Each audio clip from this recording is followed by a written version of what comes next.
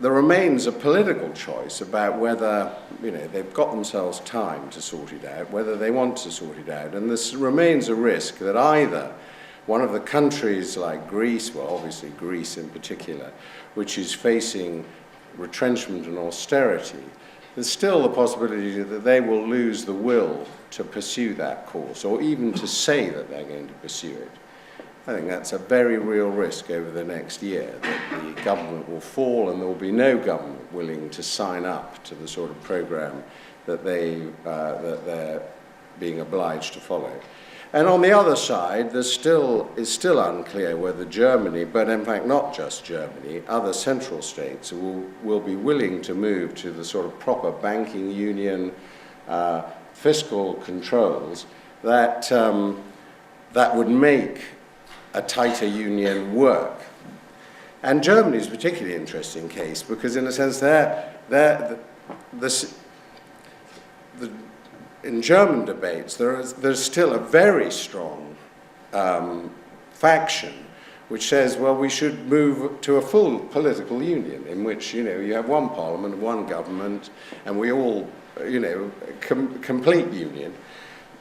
But if we're not going to go there, and obviously they're not going to go there, then there's a question about, have we got a sustainable group? And I think that debate's still going on. And it still seems to me quite likely that Greece will, one way or another, be ejected from the Eurozone.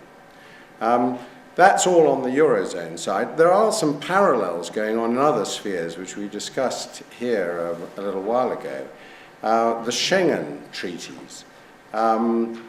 It's an absolutely brilliant idea to have a passport-free zone in Europe, in the heart of Europe. But actually, it's now extended out to incorporate a broader range of countries. And next year, I think it's due to extend its boundaries to include Romania and Bulgaria. And this is a huge step for the core European countries, all of whom are obsessed about immigration controls. And so moving your boundary effectively into Romania and Bulgaria is a big step. So in that area too, there's a sort of sense at the center, in the core of Europe, of, God, have we overreached ourselves? So that's one aspect to all that. What about the UK? Well, obviously the UK is in a somewhat special position because there's no support, apart from Roger and a few others, for closer integration, as far as I can see.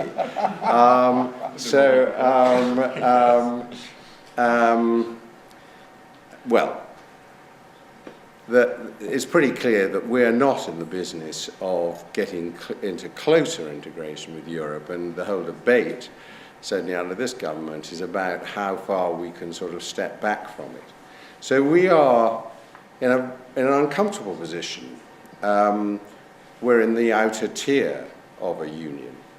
And our national interest in that is, it seems to me, not to get too isolated, i.e. not to be the only people in the outer tier, but to try and attract some others and keep them there. And not to get disadvantaged, not to get discriminated against, because all the decisions are being taken in the areas we don't go to. And absolutely, in that circumstances, variable geometry looks jolly attractive. I mean, because then you can sort of be in more, you can pick and choose which rooms to be in, and you can sort of build a position that way.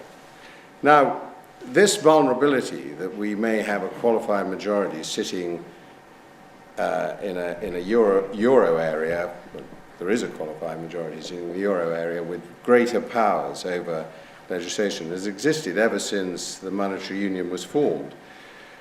But with a banking union, this raises particular problems for us, because that's banking and finance is one of our most successful industries. I know it's under a cloud at the moment, but it remains one of the few areas in which we have a world lead.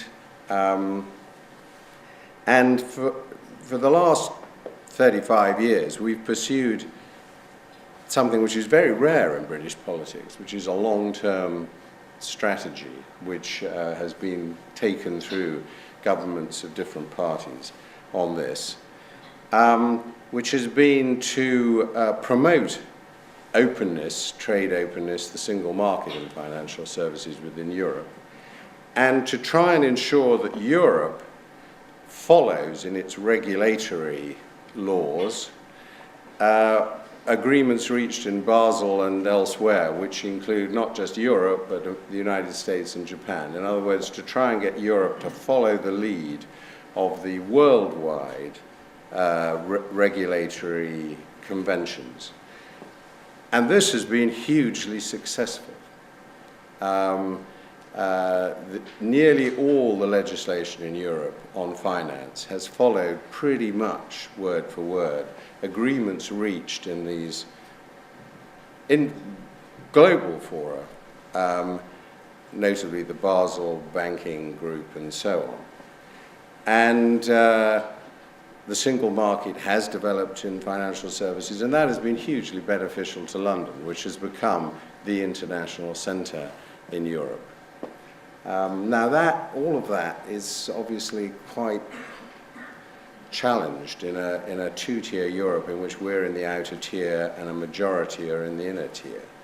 I don't think it's a hopeless position because the economics profession, for a variety of sort of interesting historical reasons, are largely on our side. I mean, it's a largely Anglo-Saxon profession, and you know, so we'll be giving huge powers to the ECB, and who's the head of the ECB? Mario Draghi. Where did he get?